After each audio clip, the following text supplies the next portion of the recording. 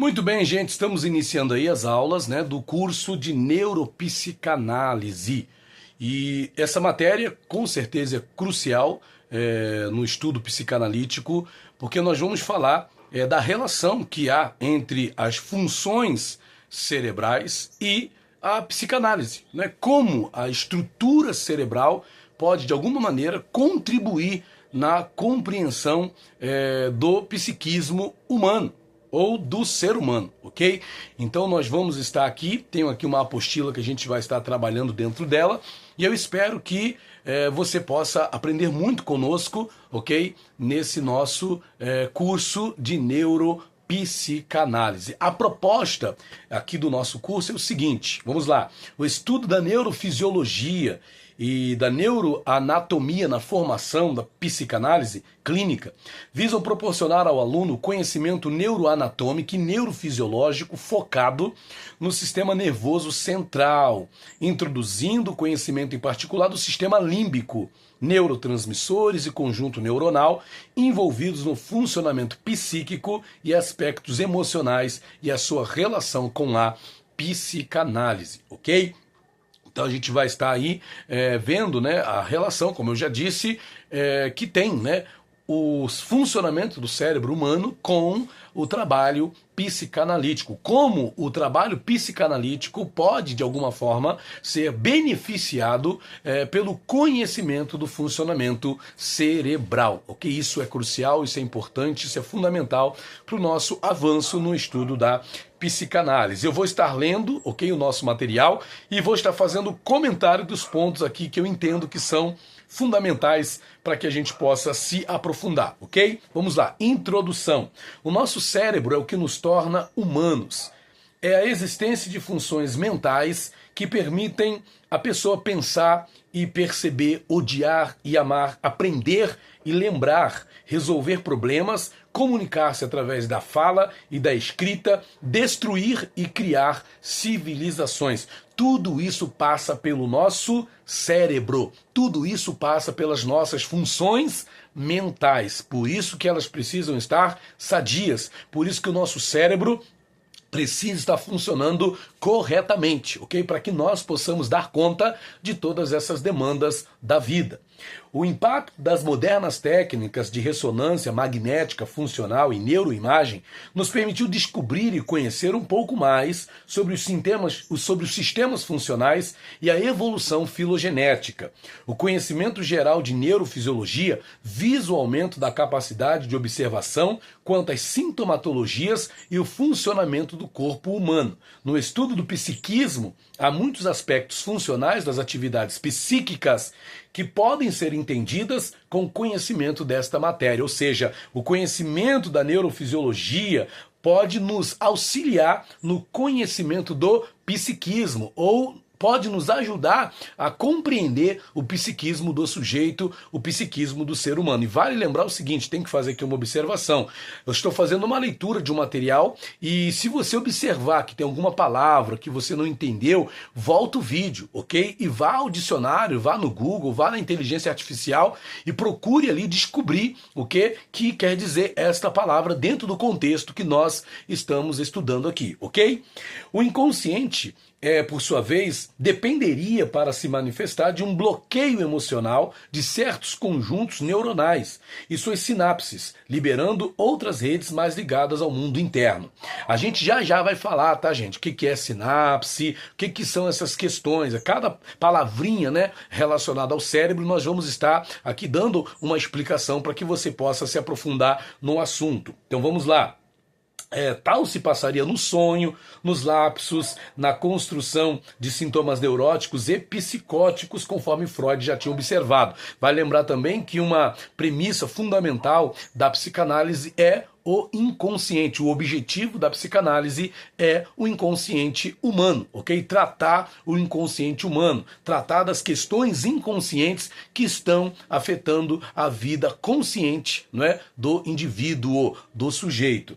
O ser humano necessita da fantasia tanto consciente como inconsciente, em alternância perene entre essa realidade interna e o mundo exterior. Ambos são necessários à mente para dar alma ao cérebro, sem as quais este morreria. interessante essa parte, né, que fala da necessidade da fantasia e da necessidade da realidade. Nós precisamos dessas duas questões, não só da realidade. É bom viver olhando para a realidade, mas a gente precisa de uma dose de fantasia para que a gente possa seguir na vida. Então não é só, ok, a realidade. A realidade muitas das vezes pode aí causar grandes danos às pessoas. Se a pessoa fixar só na realidade e não considerar a fantasia, ela pode, de alguma maneira, trazer grandes danos para a sua existência. E eu até citei na nossa aula presencial que a religião ela acaba fazendo um grande favor ao ser humano aqui nesse contexto. Por quê? Porque a religião tem um pouco de fantasia, vamos dizer assim, né? Tem um pouco de utópico, tem um pouco de sonho, tem um pouco de algo irreal em relação àquilo que é humano, em relação à realidade. Então veja que a fantasia, a religião, ela passa por esse quesito e ela pode ajudar, sim, o ser humano a se equilibrar entre a realidade da vida, né, e a necessidade de fantasia que todos nós temos, ok? Para que possamos seguir na vida. Vamos lá. O pensar parece ser em grande parte uma sintonia entre a fantasia inconsciente, as captações sensoriais aferentes, o cérebro não sobreviveria sem o corpo, e os engramas, que são as memórias, né, estabelecidos no decorrer da vida. Nós vamos colecionando memórias. Parece que tem até um filme com esse título, né, O Colecionador de Memórias. Dormir seria necessário para descansar certos setores sinápticos ligados à realidade exterior, deixando livres outros mais conectados ao mundo interno, originando o sonhar, né? Sem esse desligamento sináptico, neurosináptico da consciência vigil, o cérebro não sobrevive. Os especialistas em sono sabem disso. E aqui já temos aqui uma indicação da importância do sono no funcionamento cerebral, no funcionamento mental. Como o sono faz diferença, ok? Para que a nossa mente, para que o nosso cérebro possa funcionar corretamente. Muitas pessoas estão tendo problemas no seu comportamento, na sua vida, porque não conseguem dormir, não têm saúde no sono e não procuram tratar isso, né? Que é o pior ainda. Então isso tudo pode causar dano no seu funcionamento mental. Segundo ponto aqui da nossa aula, nesse mesmo vídeo, é sobre Freud e a neurofisiologia. Prosseguindo aqui. Sigmund Freud, fundador da psicanálise, examinou as emoções de uma perspectiva predominantemente psicológica. Para ele, a emoção é de natureza intrapsíquica e intraorgânica. E apesar de consciente, muitas vezes aparece na prática psicanalítica no âmbito do inconsciente. Não que haja emoções inconscientes, presta atenção nisso, olha, do mesmo modo que existem ideias inconscientes, mas as emoções correspondem a processos de descarga que são percebidos afetivamente quando a repressão deixa a ideia reprimida manifestar-se. Mas essa descarga corresponde a uma alteração interior que não tem nenhuma correspondência com o objeto exterior, nem com a eventual ação subsequente. E é interessante, gente, que essa apostila, esse estudo, a gente vai falar muito sobre a questão das emoções, ok? Da onde se oriundam as emoções, da onde afluem as emoções. A gente vai estar fazendo aqui bastante asseverações sobre esse fato, uma vez que a questão emocional ela tem aí uma grande responsabilidade pela qualidade de vida do ser humano, ok? Muita coisa pode ficar comprometida na vida de um ser humano se a sua condição emocional não estiver sadia, ok? Uma observação importante, o inconsciente pré-consciente e o córtex pré-frontal. E aqui a gente já vai começar a citar algumas coisas relacionadas ao aspecto biológico, neurofisiológico do nosso cérebro, né? Até agora só consideramos o inconsciente implícito. Mas quanto ao inconsciente pré-consciente, relacionado a todas as memórias e pensamentos capazes de acesso à consciência, e quanto ao inconsciente reprimido? Temos motivos para acreditar que aspectos do inconsciente pré-consciente podem ser mediados pelo córtex pré-frontal. Talvez o argumento mais forte seja de que o córtex pré-frontal esteja envolvido em trazer uma variedade de conhecimentos explícitos para o domínio consciente. O córtex pré-frontal de associação tem duas funções principais. Vamos ver quais são? Primeiro, integrar a informação sensorial. Segundo, conectá-la ao movimento planejado. Então, primeiramente, nós temos essa questão de informação sensorial, de percepção em relação ao que está acontecendo. E segundo, conectá-lo ao movimento planejado. Aí já temos uma questão motora envolvida, né, que nos leva à ação. Então, primeiramente, a gente percebe essa ação do córtex pré-frontal, né? Ela tem essa ação de nos fazer ter essa informação sensitiva, por assim dizer, essa percepção, e em segundo lugar, nos conectar à necessidade de uma ação em relação àquilo que nós percebemos. Muito interessante. Devido ao córtex pré-frontal mediar essas duas funções, ela é tida como um dos substratos anatômicos das ações dirigidas a objetivos no planejamento e julgamento de longo prazo. Pacientes com lesão nas áreas de associação pré-frontal têm dificuldade em alcançar objetivos realistas. Olha só que coisa, gente.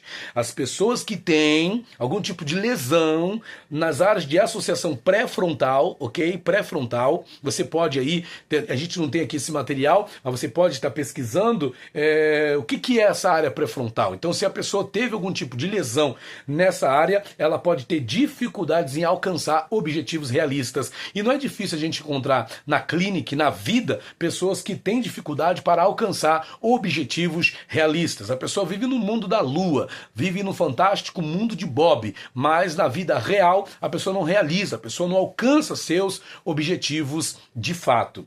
Como resultado, tais pessoas frequentemente conseguem pouco na vida. E seus comportamentos sugerem que sua habilidade para o planejamento e organização das atividades diárias encontra-se diminuída. Olha que coisa interessante, gente.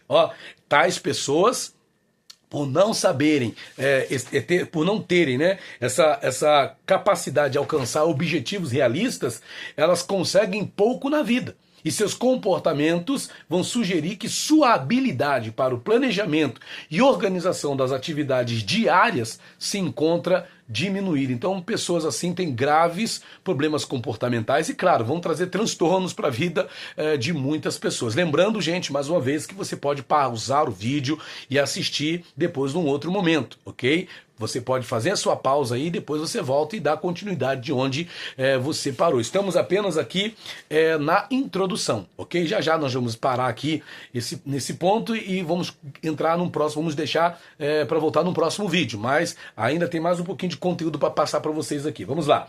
A partir de 1939, principalmente com o trabalho de Alexander Luria, desenvolveu-se dentro do campo da neurociência do comportamento a neuropsicologia dinâmica, cujos princípios, preste atenção nisso, se aproximam aos da psicanálise, por aceitar que as funções da fisiologia cerebral ocorrem na interação dinâmica de diversas áreas espalhadas pelo cérebro e não resultantes de uma localização num centro. Porque nós temos várias áreas no cérebro e elas têm as suas funções. E essas funções de alguma maneira se correlacionam e vão afetar o comportamento do sujeito, do indivíduo ou do ser humano, seja para o bem, seja para o mal. Nestes termos, podemos afirmar que a psicanálise se comporta como uma neuropsicologia. Luria, quando escreveu seu último livro em 1976, parece que tinha esgotado os principais assuntos cognitivos e se propunha a entrar num campo não abrangido pelo cognitivismo, a motivação, as emoções profundas e a personalidade, que a gente vai estar falando de algumas coisas relacionadas a isso aqui nessa aula de hoje. Ele faleceu antes de iniciar seu projeto, mas você vê como as funções cerebrais estão relacionadas a aspectos da motivação, a aspectos das emoções profundas e aspectos cruciais da nossa personalidade. Gente, isso aqui é muito sério. Freud descobriu que os conteúdos subjetivos da vida mental não são facilmente acessíveis à investigação científica.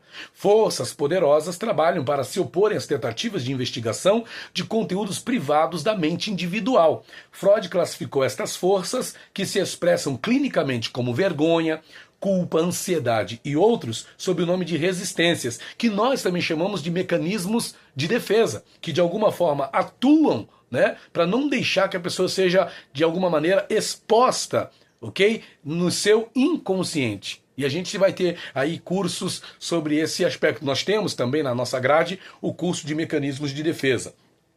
Essas dificuldades ocorrem pelo fato de que as determinantes causais inferidas dos dados observacionais primários, acontecimentos mentais inconscientes que subjazem os processos de pensamento conscientes, não são conscientes por definição. Então o inconsciente é o quê? É o que está escondido.